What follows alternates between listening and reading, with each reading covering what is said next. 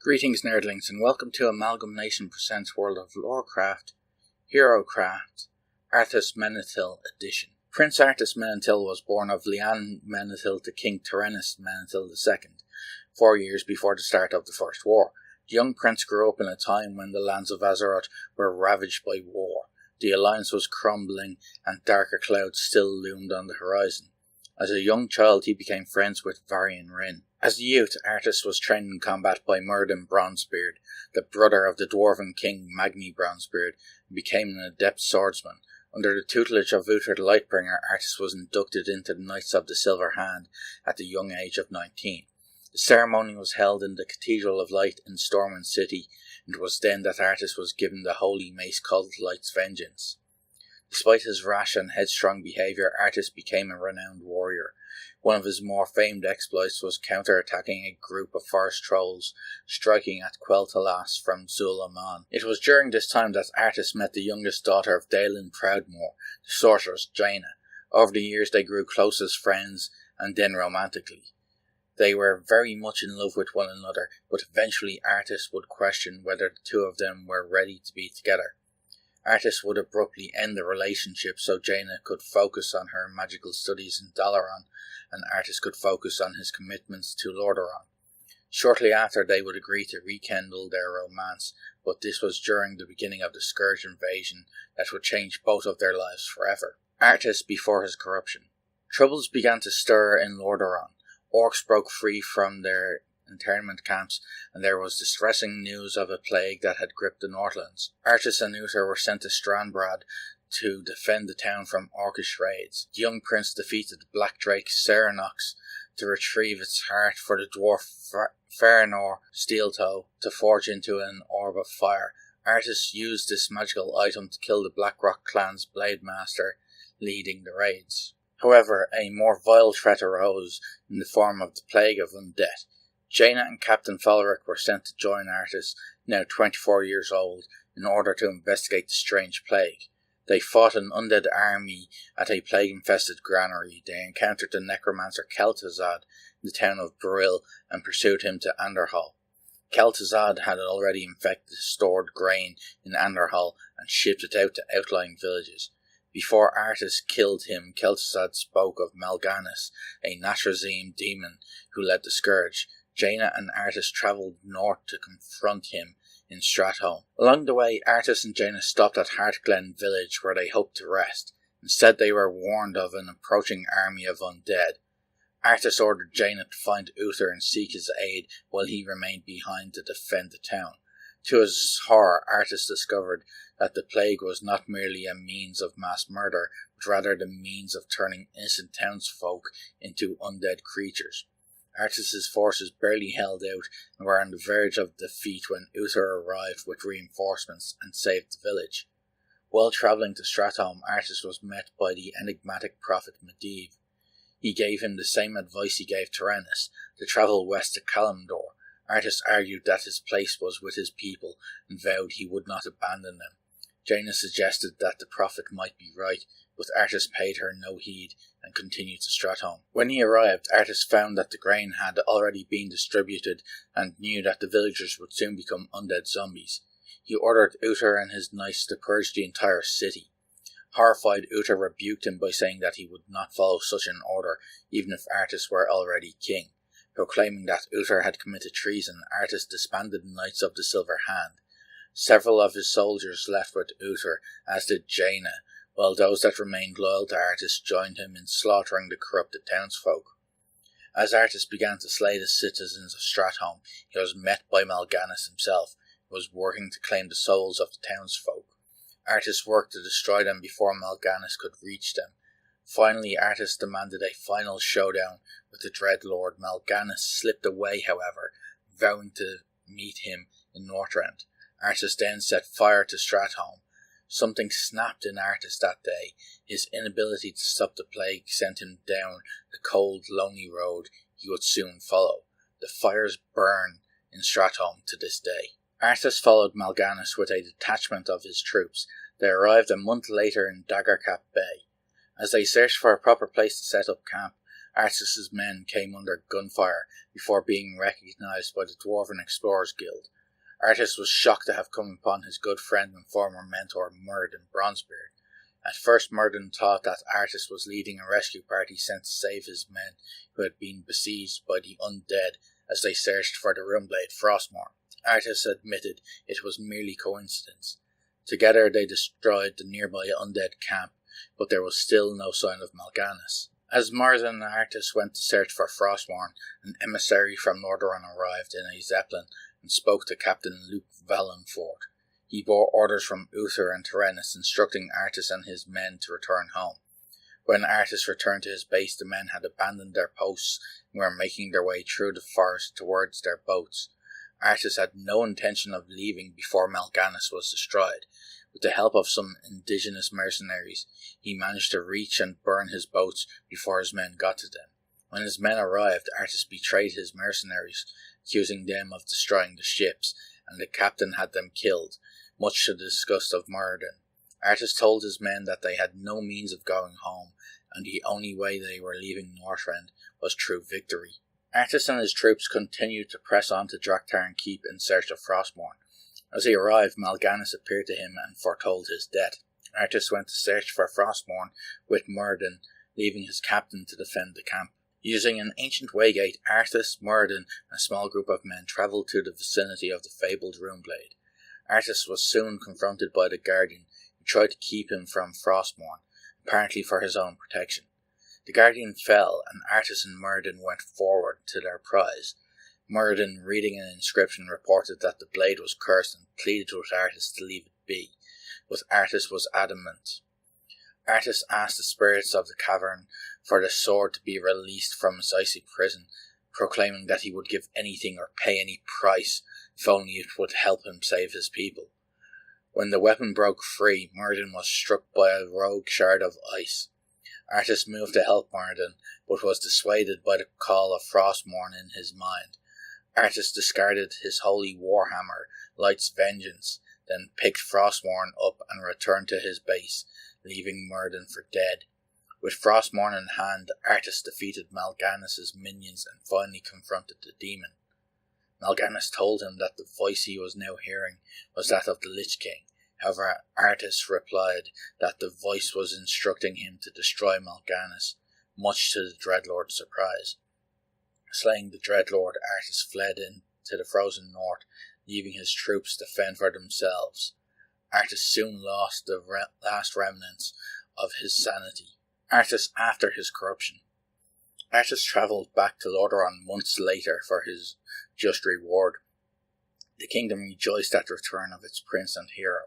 Arthas knelt before the throne, then approached his father, King Tyrannus, and ran him through with Frostmourne, killing him and leaving Lordaeron to rot without a king. The king's bloody, broken crown remains lost to this day.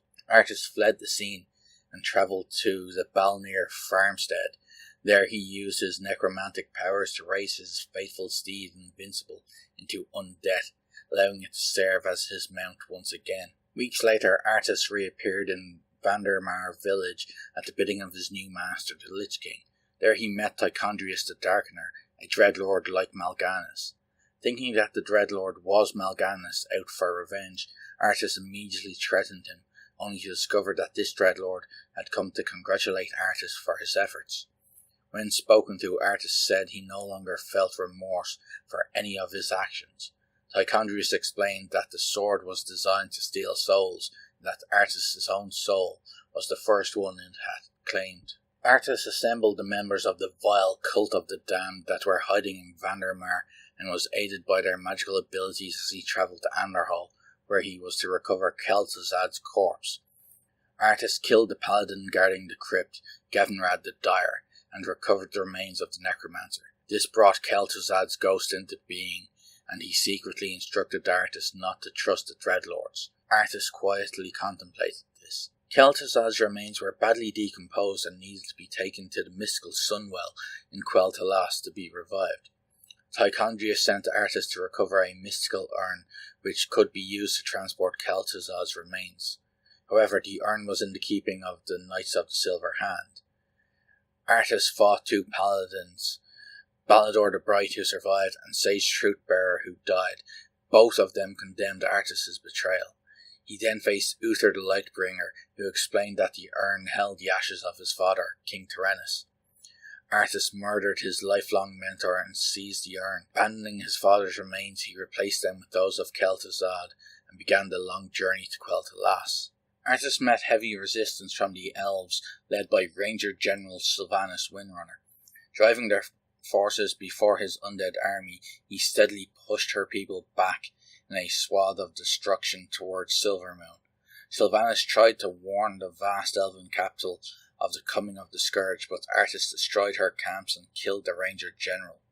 To make her pay for her perceived insolence towards him, Arthas corrupted her elven spirit, transforming it into a horrendous twisted form, and enslaving her to the will of the Lich King, forcing her to slay her own people. Arthas, along with the marching armies of the Scourge, annihilated Silvermoon, leaving it in ruins. On the road to Sunwell, he faced Anastarian Sunstrider, the aged High King of Quel'Thalas, and killed him with minimal struggle. Arthas then used the Sunwell to bring Kel'Thuzad back to life, reborn as an undead lich. As the pair travelled to Alterac, Kel'Thuzad explained the full extent of the second invasion and the plans of the Lich King and the Scourge. Kel'Thuzad was in Alterac to destroy the camp of Blackrock clan orcs who had taken control of the Demon Gate, which the Lich would use to speak to the Demon Lord, Archimonde. The Scourge destroyed the orcs, and after Kel'Thuzad received orders from Archimonde, they set out for the powerful seat of the world's mages, the city of Dalaran. Archimonde instructed them to acquire the spellbook of Medivh, which would allow Kel'Thuzad to summon Archimonde into Azeroth. Despite the Cairnfor's valiant efforts to repel the invasion, the Scourge fought through their magical defences and fortifications, killed the Archmage Antonidas, and claimed the Book of Medivh. Arthas and his troops repelled the mages' vast counterattack as Kel'Thuzad began the lengthy summoning of the Demon Lord. Once Archimonde arrived, he proclaimed that the Lich King was of no further use to the Legion, and Tychondrius was placed in command of the Scourge. Arthas was left to wonder what would become of him and Kel'Thuzad, but the Lich replied that all was going as the Lich King foresaw. The pair disappeared as Archimonde took his vengeance on the city, destroying Dalaran with a single powerful ritual. Arthas was next seen several months later in Kalimdor, where Tychondrius was employing the arcane power of the Skull of Gul'dan. Arthas told the recently freed demon hunter Illidan how to claim the Skull's powers as his own, whereupon he could destroy Tychondrius. Illidan agreed to his plan, and Arthas disappeared again. Archimonde left a trio of dreadlords behind in the ruined palace gardens of Lordaeron to ensure the nation remained under control and to watch over the cunning servitors of Ner'zhul. When the Demon Lord was defeated, they were not originally aware of it. This changed several months later when Arthas returned to reclaim his throne. He threatened the dreadlords, who immediately fled, and then called Sylvanas and Kel'Thuzad to his side. Together they crushed the remaining human refugees in the area, who were led by the paladins Dagran the Orcslayer, Halak the Lifebringer, and Magroth the Defender. However, during the climax of the battle, Arthas had a painful seizure and felt the Lich King calling out to him. Despite his diminished powers, Arthas fought on until all remaining humans were killed.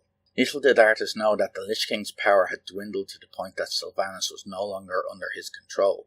In secret, she attended a meeting with the three dreadlords, who told her that the Lich King's power was waning, and so the time had come to claim her vengeance. Arthas was ambushed in the capital city and was forced to collect what loyalists he could find and fight his way through the dreadlords' forces, which included the powerful AmalgamNation Bloodfeast. As he arrived on the city's limits, he was saved by a cadre of banshees who told him that Sylvanas had sent them to see him safely away. However, as they neared an empty spot in the forest, Arthas received another vision from the Lich King, who told him he'd been betrayed.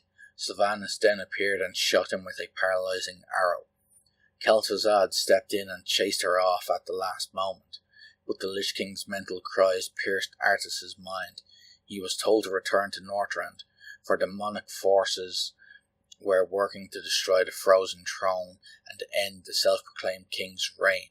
Immediately Arthas prepared his fleet and set sail for Northrend, leaving Kel'Thuzad behind to watch over Lordaeron. 3 weeks later, Arthas landed upon the familiar coast of Northrend and unexpectedly found himself being attacked by blood elves led by Kael'thas, hungry for vengeance at their kingdom's destruction.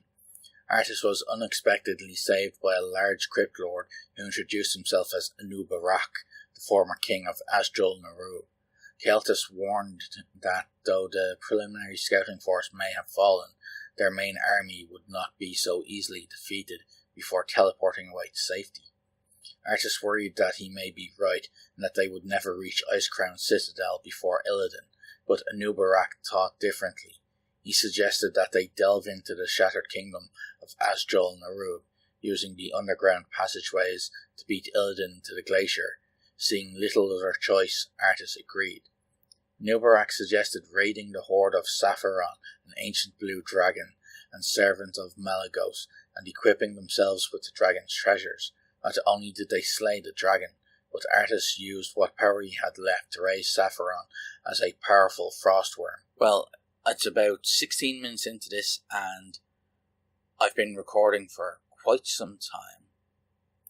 It takes a lot longer to record 16 minutes of footage than it does to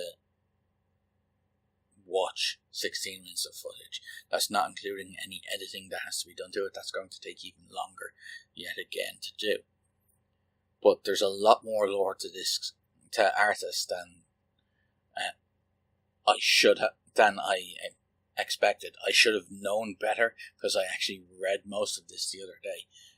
I just didn't think it would take this long to record, and I'm going to have to split this up into 2, maybe 3 parts, not including his weapon, which will be part 4. So thank you for watching, and as always, remember, play to game and game to play.